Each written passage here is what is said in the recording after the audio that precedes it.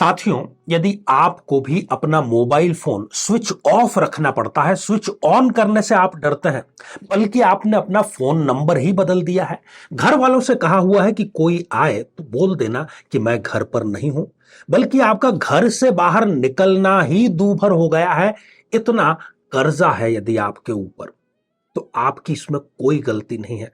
आपकी गलती होती, आपकी फाइनेंशियल प्लानिंग की गलती होती, तो शायद आप कभी पैसा कमाते ही नहीं। कभी आप अपने फील्ड के सिकंदर थे, परंतु शायद राहु, केतु, शनि या मंगल, इनके पाप प्रभाव ने आपको ऋण के कुचक्र में डाल दिया है। अब आप निकल नहीं पा रहे हैं, तो अवसर आपके समक्ष है। जी हां, 17 जून 2023 को पितृ अमावस्या है और एक अनुष्ठान जो कि आपके जो ये धन का घड़ा है, इसके छेद को भरने का कार्य करेगा, नए आय के स्रोत उत्पन्न करने का कार्य करेगा और आपको कराएगा ऋण से सदैव सदैव के लिए मुक्त।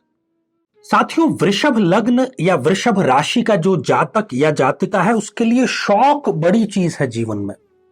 वो अपना पहले सोचते हैं किसी भी बात में कि मेरा क्या इसमें भला होने वाला है, और जीवन में वो बाहरी आवरण को, बाहरी सुंदरता को पहले तरजीह देते हैं। अब ऐसे व्यक्ति या जातक को चाहिए कि उसको जो अपना जीवन साथी ढूंढना है, उसमें कम से कम अंतर्दृष्टि जरूर हो, जीवन में उसके ठहराव जरूर हो और दूरदर्शिता अवश्य हो।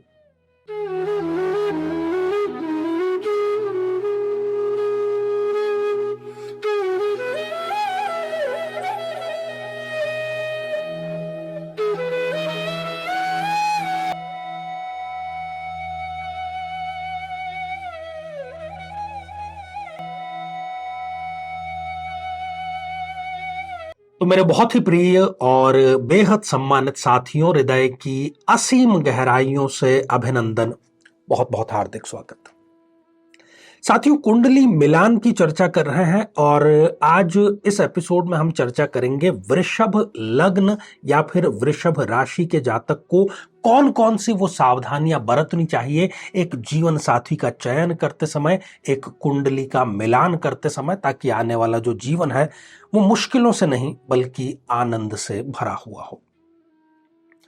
साथियों, इस पर विस्तार से चर्चा करें इससे पहले एक जरूरी सूचना अनुष्ठान को लेकर के है। यदि आप ऋण जाल में फंसे हुए हैं तो 17 जून मंगल अनुष्ठान किया जा रहा है ऋण मुक्ति से, और यदि आप इसमें भाग लेना चाहते हैं तो ऑनलाइन आप इसमें रजिस्ट्रेशन करा सकते हैं। अधिक जानकारी के लिए जो फोन नंबर है उस पर आप संपर्क कर सकते हैं। प्यास कभी बुझती नहीं, एक बूंद भी मिलती नहीं, और कभी रिमझिम घटाएं पीछा करती हैं। यदि कुंडली ना मिलाई जाए, सरसरी तौर पर विवाह कर लिया जाए, केवल गुण मिलान कर दिए जाए, तो शायद आपकी लॉटरी लग भी जाए कि जीवन साथी आपने जैसा सोचा है वैसा मिल जाए आपको, और हो सकता है कि इस जुए में आपकी हार हो जाए और जीवन में जो आनंद के एक एक बूंद के लिए आपको तरसना पड़े। जीवन ऐसा ही है साथियों। जीवन यदि बहुत ज्यादा तो प्लानिंग नहीं की जा सकती, परंतु जिन जिन पक्षों पर की जा सकती है यदि उस पर भी हम ध्यान दें तो जीवन को हम बेहतर, सुखी और आनंदित बना सकते हैं। तो इस खास श्रृंखला में हमारा ये प्रयास है कि थोड़ा सा लीक से हट करके, बहुत ज्यादा ग्रहों पर बात न करके, बहुत व्यावहारिक बातें, उसका आधार तो ग्रह या नक्षत्र है, परंतु वो व्यावहारिक बातें हैं सारी की सारी, जो आम तौर पर नजरअंदाज कर दी जाती है कुंडली मिलान करते समय। कोई भी ये प्रश्न न पंडित जी से, ज्योतिषी से पूछता है अपनी कुंडली का मिलान करते समय। कई बार तो अति उत्साह में होता है व्यक्ति, सब कुछ वो पहले से ही डिसाइड करके आता है। स्वयं वो लड़का भी, माता पिता भी फोर्स करने लगते हैं, आचार्य जी ये कुंडली मिला दीजिए, कोई उपाय है तो बतला दीजिए, हमने निर्णय कर लिया है कि विवाह यहीं करना है। साथियों, यदि आप वृषभ लग्न के या वृषभ राशि के जातक हैं और आपका विवाह हो भी चुका है, तब तो आप बेहतर ढंग से इस एपिसोड से अपने आप को कनेक्ट कर पाएंगे, क्योंकि अभी तक आप सब कुछ अनुभव कर चुके हैं, जो झेलना था वो झेल चुके हैं। और कुंडली मिलान में हम विपरीत ध्रुवों की बात करते हैं। आमतौर पर जो सबसे बड़ी गलती है वो यही होती है कि मेरे उसके साथ में बहुत पटती है, हमारे विचार बहुत मिलते हैं, इसलिए हम विवाह करना चाहते हैं, और विवाह विचार मिलते हैं इसलिए सक्सेसफुल रहेगा, यही सबसे बड़ी गलतफहमी है।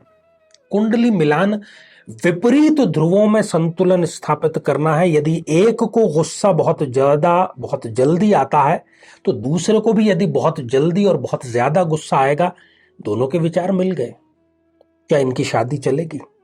सवाल ही पैदा नहीं होता। एक गुस्सैल की सहनशील व्यक्ति के साथ में चल पाएगी। विपरीत ध्रुवों का ये खेल है सारा का सारा। तो ज्योतिष के जितने भी विद्यार्थी हैं और स्वयं जातक भी हैं, वो भी ध्यान से इसको देखें और कुंडली मिलान के समय इन बिंदुओं को जरूर जरूर जरूर अपने मन में, मस्तिष्क में रखें। साथियों, वृषभ लग्न या वृषभ राशि का जो जातक या जातिका है, उसकी एक मूलभूत जो क्वालिटी है वो ये है कि वो अपना स्वार्थ पहले देखता है। हर एक कार्य में उसकी दृष्टि सबसे पहले यही होती है कि इसमें मेरा क्या प्रॉफिट है, मेरा क्या लाभ है। तो जब भी इनके लिए जीवन साथी का चयन किया जाए, वो कम से कम ऐसे व्यक्ति का चयन किया जाए जो त्याग की भावना रखता हो, बहुत ज्यादा भोग की भावना न रखता हो, तब जाकर के इनका जो जीवन है वो संतुलित ढंग से चल पाएगा।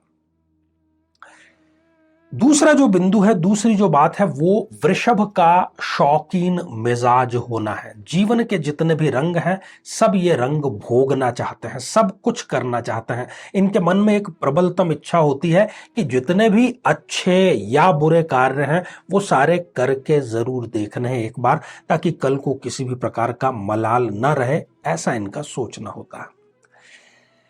तो आपके उल्टे सीधे शौक, मौज सहन करने की सहन शक्ति भी जीवन साथी में होनी चाहिए। तो जीवन साथी का चयन करते समय इस बिंदु को आपको बहुत ज्यादा प्राथमिकता, बहुत ज्यादा तरजीह देनी है कि उसके धैर्य का स्तर कितना है। बाद में यही छोटी छोटी सी बातें तलाक का रूप धारण करती हैं।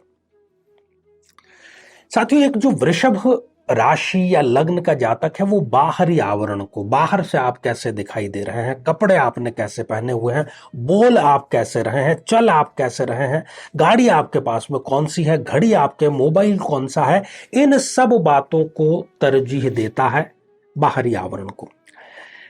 तो जीवन साथी भी यदि यही सारे कार्य करेगा, तब कहीं ना कहीं इनके गड़बड़ जरूर हो जाएगी।